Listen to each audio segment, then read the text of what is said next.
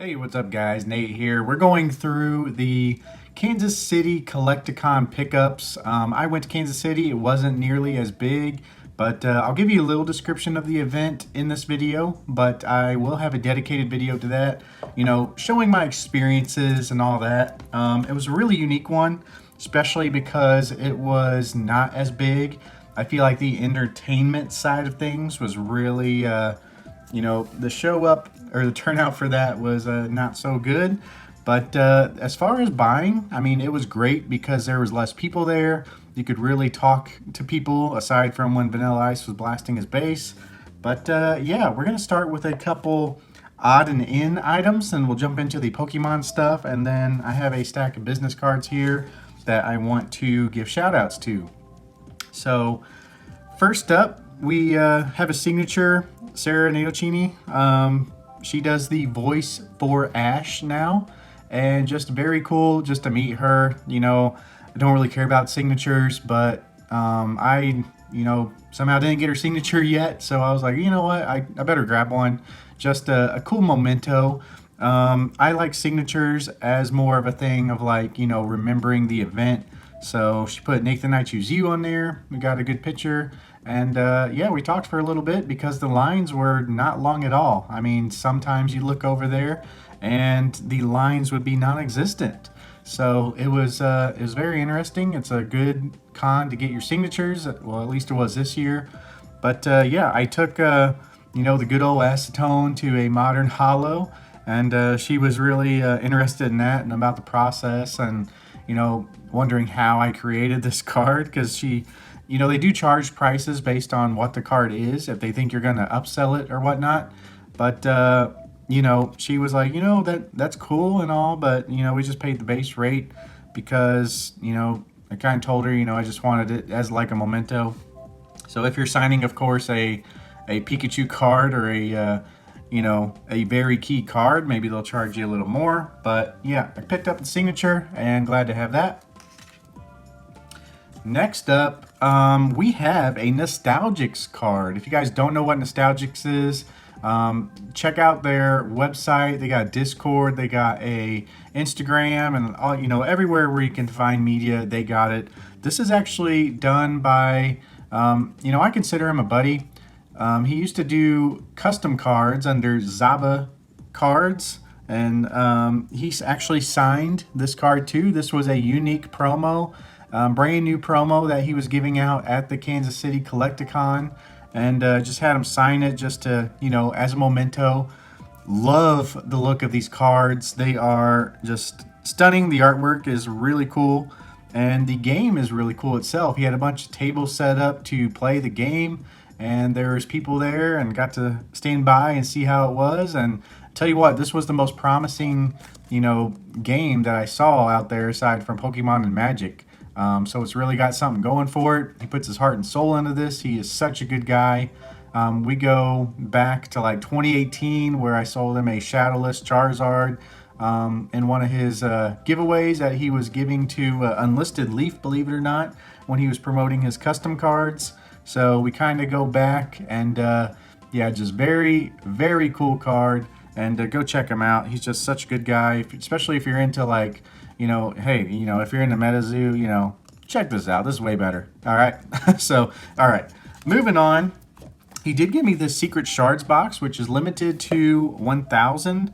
And yeah, it is a really cool set. I'm not going to open it. It's just like a little promo thing. And so, yeah, thanks, Hunter, for giving me that. Gave that to us for being a real OG. But yeah, let's check out some Pokemon cards, shall we? That's probably what you're here for. So I did find a couple binder pickups. We have a Espeon. Let's go ahead and go by set. We have some Neo Discovery and Neo Destiny Hollows. So for Neo Discovery, picked up an Espeon. It's got some scratching on it, but this is just going in a binder. So it is a good binder copy. I mean, pretty much, got some whitening there, but this is almost too good for my binder. When the day comes where these go up again, maybe this might be one I grade for like a mid grade. But yeah, I'm happy with it for a binder. A lot of my binder cards are about this condition, you know, pretty good, where, you know, a normal person might consider grading. But yeah, I like it. Probably won't be grading it. Picked up a Fortress. This was a throw-in deal. I got a in character rare, which I'll show you in a minute, and then this thrown in. Kind of did a bundle deal there where I got that card. But next up, we have a Dark Feraligatr from Neo Destiny. Very cool looking. This is actually pretty good condition. Yeah, really good actually. Kind of paid, you know, decent price for this. Moving on, we have a Dark Tyranitar. Paid decent price for the Feraligatr because of the condition. I probably, you know, paid market for this, so I wish he would have came down a little bit, especially being the second day. But I don't know if you can see it well or not, but it's got quite a bit of hollow scratching there. Still looks great. It's a really good card aside from that. But yeah, pretty solid pickup for a Dark T-Tar. And then Light Azumarill. This was actually labeled moderately played because of the surface and then a little wear on the back. But, you know, I think he you know, undergraded this. You know, it's kind of honestly light play. I mean, it's got some edge wear. You know, he's probably being conservative, so I appreciate that. You know, not many people are like that. But yeah, I would consider this maybe not light played, but excellent. And he had it as like moderately played, so maybe he overlooked something. I'll have to take a closer look at this, but yeah, really solid, moderately played. All right, then we're moving on to some bigger guys. So those were all for my sets that, you know, I just needed. I'm just kind of building a set on the side. Sold all my old ones, and it's just kind of fun. But we got the Bidoof. Special delivery Bidoof. Really solid card. It is slightly shifted to the left, but very nice hollow. This guy had two of these for like $220, $225, and I think I picked it up for $210.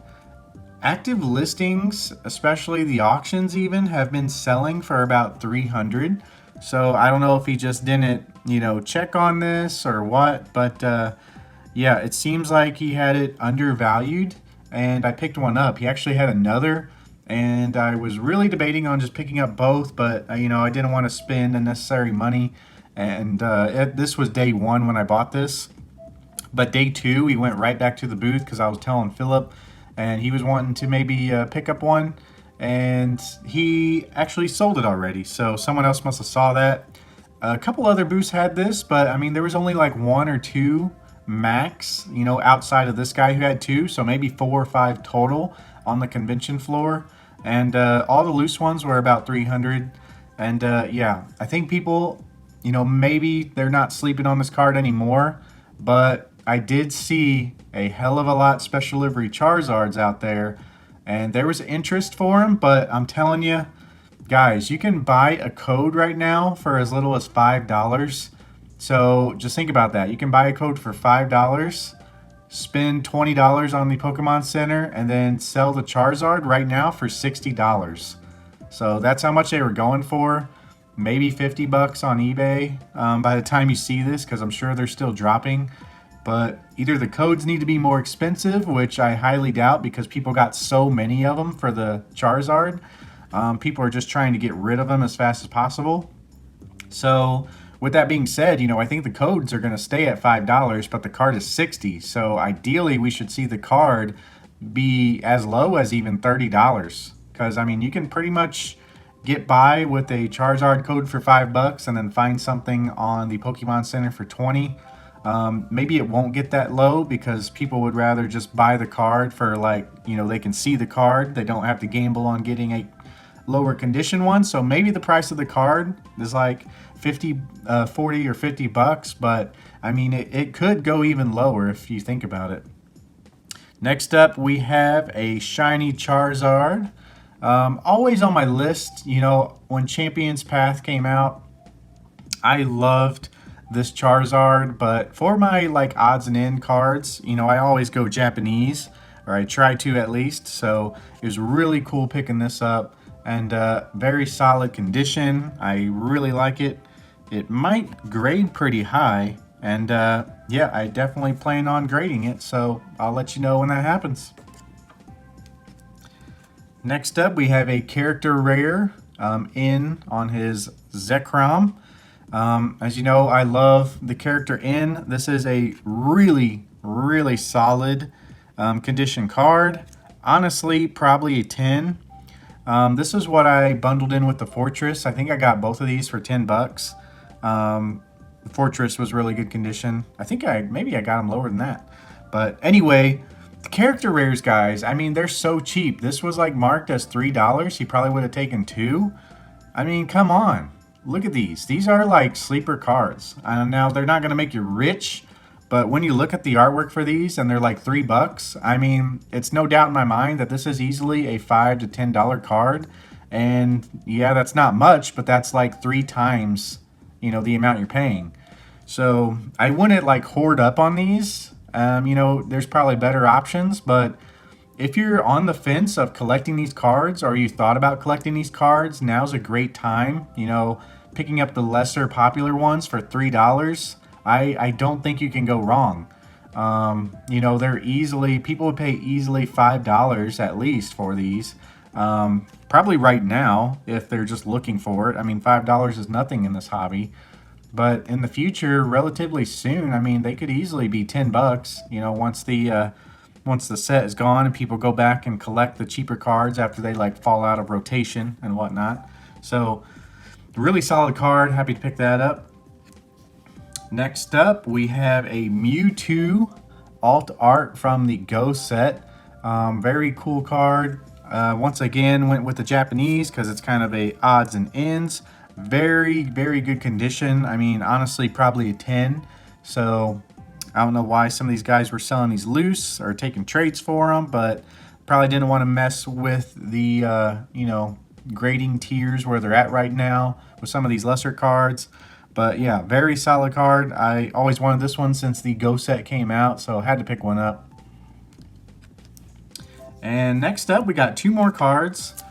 We have a Evolutions PSA 9 Charizard. You know, maybe should have waited a little bit longer to pick this up because there are still cards coming back from PSA and a lot of Evolutions Charizards in there. But, you know, I actually got rid of my last one and I didn't have one. So I picked this up at a pretty good price, and always good to have base set Charizards no matter what the artwork.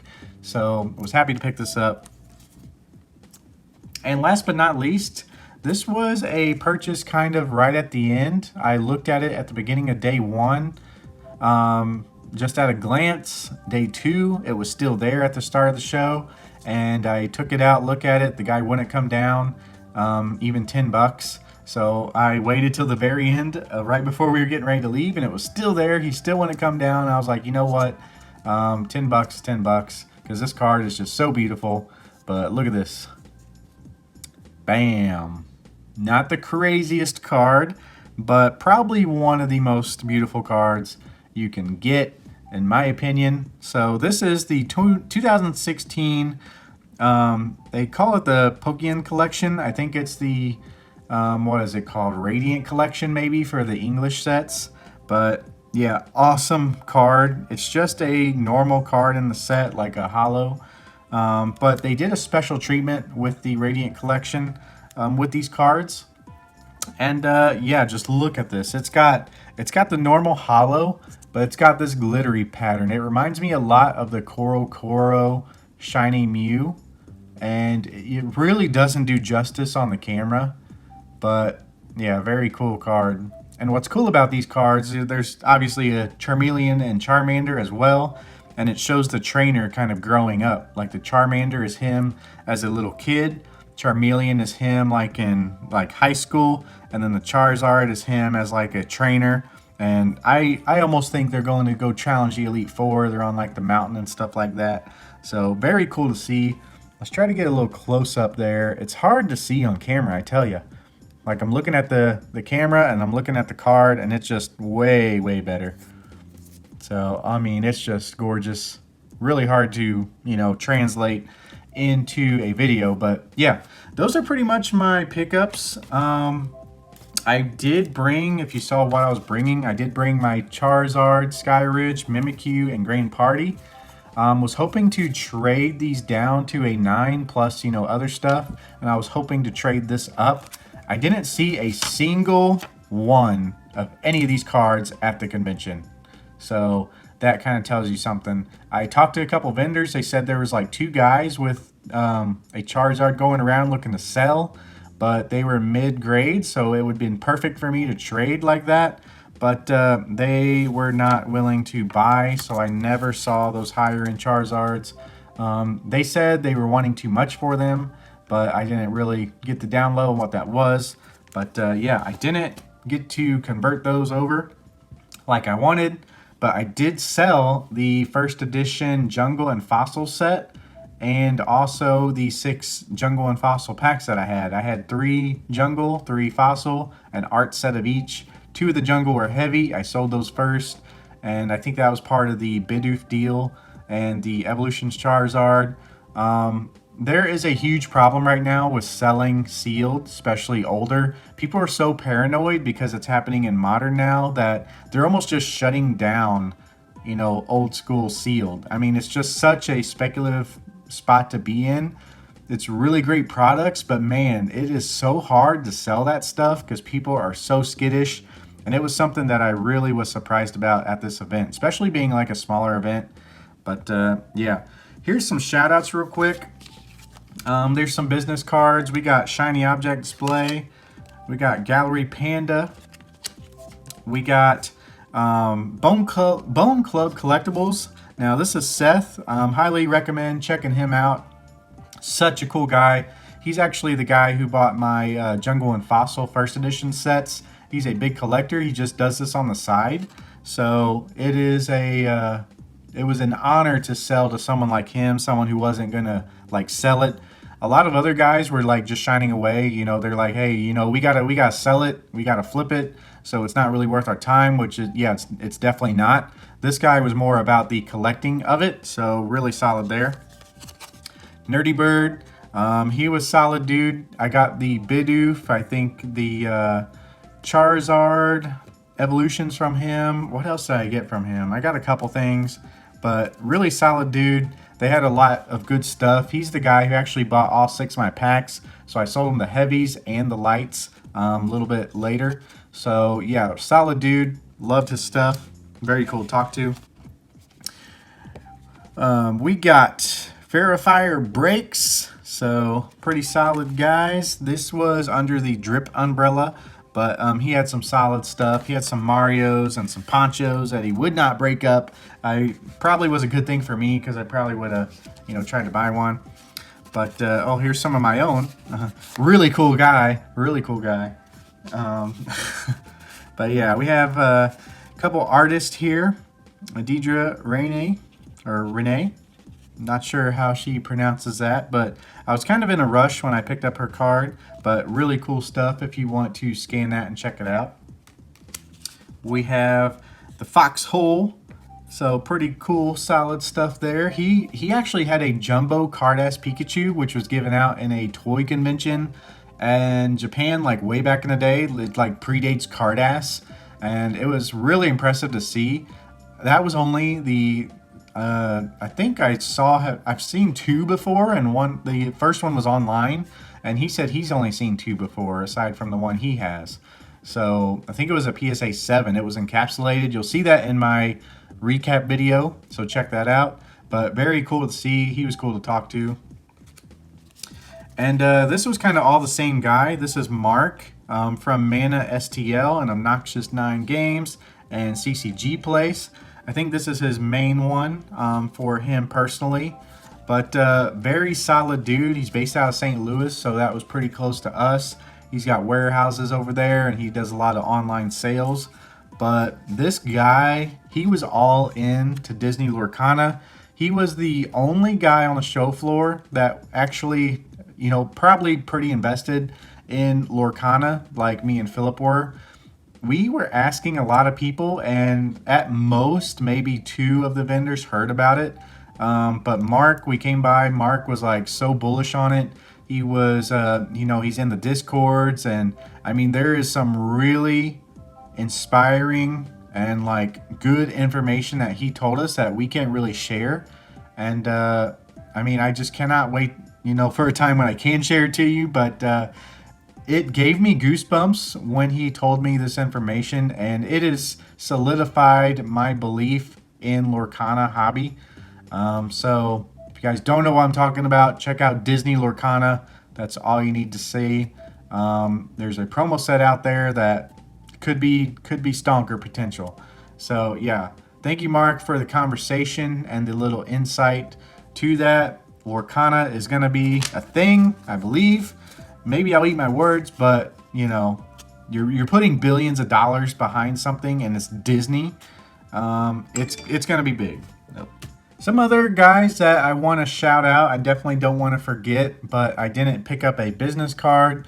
Win Condition was actually out of business cards, so a lot of people were taking some business cards, but we got DSC, or DS Collectibles, on Instagram. They were solid. It was a group of 3 guys at their booth, and they were really cool to talk to. We did a lot of trades and stuff with them, and very cool to see. We got Win Condition Games. These guys are out of Georgia. They had a lot of Wii Swartz, so it was really cool to see that stuff. This is Nerdy Bird, which I mentioned already. He had some solid pickups. I think he showed us this card. Like, he showed us this Mew he got. Look at the cert on that. 022. So I actually saw that in person. It's a solid 10 as well. Sometimes you never know with those old certs, but it was solid and it was old. But yeah, what else do we have? The last guy, Cubone, is Metal. This is the guy that I actually sold my sets to. So thank y'all so much. And yeah, it was truly fun to meet everybody and talk to y'all. But yeah, definitely had fun. Let me know what you guys think. Definitely glad I went. And we'll see you in the next one. Peace.